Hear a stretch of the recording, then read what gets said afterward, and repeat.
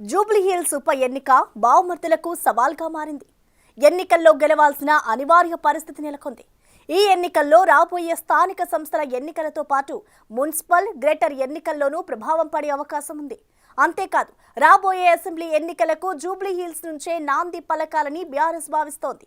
అయితే బావమర్దులు ఇద్దరూ కలిసి గెలుపు తీరాలకు గులాబీ పార్టీని చేర్చుతారా లేదా అనేది ఆసక్తి నెలకొంది.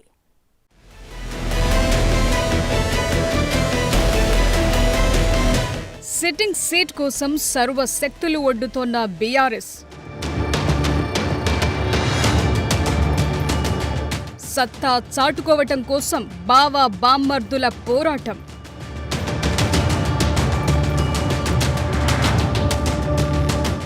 జూబ్లీహిల్స్ పై గులాబీ జెండా పాతాలని పక్కా స్కెచ్లు.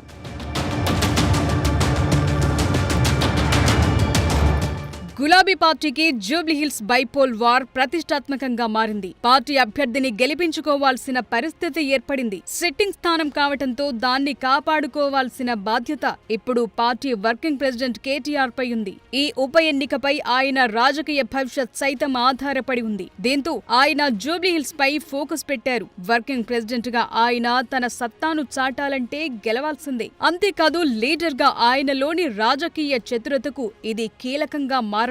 ఇప్పటికే నియోజకవర్గంలోని అన్ని డివిజన్లకు ఇన్ఛార్జీలను నియమించారు. పోలింగ్ బూత్ల వారీగా నేతలకు బాధ్యతలు అప్పగించారు. దేనికి తోడు వార్ రూమ్ ఏర్పాటు చేసి నేతలకు ఎప్పటికప్పుడు మార్గనిర్దేశం చేస్తున్నారు. అంతేకాదు బాకీ కార్డులను ఇంటింటికి పంపిణీ చేస్తూ ప్రచార కార్యక్రమం ముమ్మరం చేపట్టారు. ఓవైపు బైక్ ర్యాలీలు సైతం చేపడుతున్నారు. అన్ని వర్గాల ప్రజలను ఆకట్టుకోవాలని, ఓటు రూపంలో మలుచుకుని విజయం సాధించాలని భావిస్తున్నారు. అయితే కేటీఆర్ రాజకీయ సత్తాకు ఇది కీలకం కానుంది. ఇప్పటికే డివిజన్ల వారీగా నేతలతో సమీక్షలు నిర్వహిస్తూ మరోవైపు ఇతర పార్టీలకు చెందిన నేతలను గులాబీ గూటికి చేర్చుతున్నారు. అయితే ఇది ఏ మేరకు కలిసి వస్తుందనేది సైతం ప్రచారం జరుగుతోంది.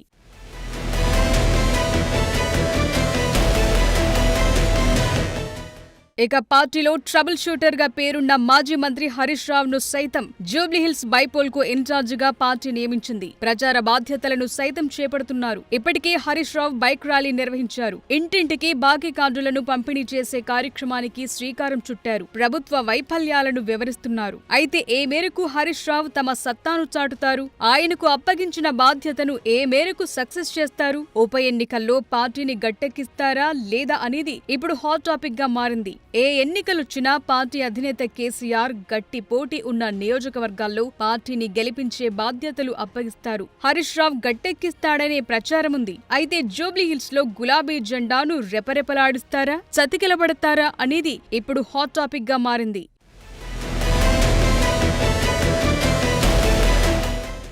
ఇదిలా ఉంటే హైదరాబాద్ నగరం తిరిగి అభివృద్ధి గాడిన పడాలంటే కేసీఆర్ తిరిగి అధికారంలోకి రావాల్సిందే. అది జూబ్లీహిల్స్ నుంచి మొదలు కావాల్సిందేనని బీఆర్ఎస్ నేతలు చెప్తున్నారు. అయితే జూబ్లీహిల్స్ లో గత బీఆర్ఎస్ పాలనలో చేసిన అభివృద్ధి మాగంటి గోపీనాథ్ పై ప్రజల్లోని ఆదరణపై నమ్మకం పెట్టుకుంది. కాంగ్రెస్ పార్టీ వైఫల్యాలు కలిసి వస్తాయని ఆశిస్తోంది. మరోవైపు ఎంఐఎం సైతం కాంగ్రెస్ కు మద్దతు తెలుపుతుందనే ప్రచారం జరుగుతోన్న తరుణంలో ఏ ప్రణాళికలతో బీఆర్ఎస్ ముందుకు సాగుతుంది, ఓటర్లను ఎలా ఆకట్టుకుంటుంది, విజయం ఎలా సాధిస్తుంది అనేది ఇప్పుడు సర్వత్రా చర్చ జరుగుతోంది.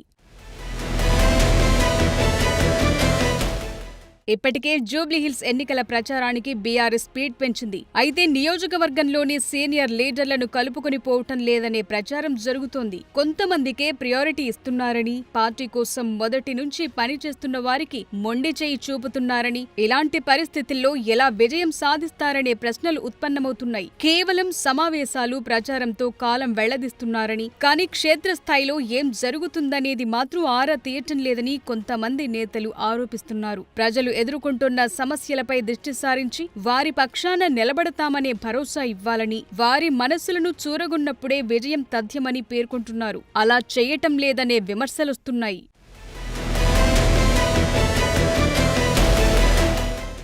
గత అసెంబ్లీ ఎన్నికల్లో చేసిన విధంగా బీఆర్ఎస్ పార్టీ చేరికలపై దృష్టి పెట్టింది. ఇతర పార్టీల్లోని అసంతృప్తి నేతలను చేర్చుకుంటున్నారు. ఇది అప్పుడు పలు నియోజకవర్గాల్లో ఓటమికి దారితీసిందని పలువురు అప్పట్లోనే బహిరంగంగా విమర్శలు చేశారు. పార్టీలో ఎక్కువ మంది నేతలు కావటం, పార్టీలో మొదటి నుంచి పనిచేస్తున్న వారి కంటే వారికే ప్రయారిటీ ఇచ్చారని, దీంతో నేతల మధ్య సమన్వయం లోపించటం ఓటమికి కారణమైంది. ఇప్పుడు జూబ్లీహిల్స్ పార్టీ అభ్యర్థిత్వంపై సైతం కొంతమంది నేతల్లో అసంతృప్తి ఉందనే ప్రచారం జరుగుతోంది. దాన్ని పూర్తి స్థాయిలో పోగొట్టకుండా మళ్లీ చేరికలపై దృష్టి సారించడం ఏంటని పలువురు ప్రశ్నిస్తున్నారు. సికింద్రాబాద్ కంటోన్మెంట్ ఉప ఎన్నికల్లోనూ కుటుంబంపై సానుభూతితో టికెట్ ఇచ్చి ఓటమికి పార్టీ అధిష్టానమే కారణమైందని ఆరోపణలొచ్చాయి. జూబ్లీహిల్స్ ఎన్నికల్లోనూ మళ్లీ కుటుంబానికే ఇవ్వటంతో పార్టీని విజయ తీరాలకు ఎలా చేర్చుతారనేది ఇప్పుడు ఆసక్తికరంగా చర్చ జరుగుతోంది. కేటీఆర్, హరీష్ రావు సామర్థ్యానికి ఈ ఉప ఎన్నిక పరీక్షగా మారిందని పార్టీ నేతలే పేర్కొంటున్నారు. పార్టీని గెలుపు తీరాలకు చేర్చి మరోమారు హైదరాబాద్ బీఆర్ఎస్ కు కంచుకోట అని రుజువు చేస్తారా లేదా అనేది చూడాలి.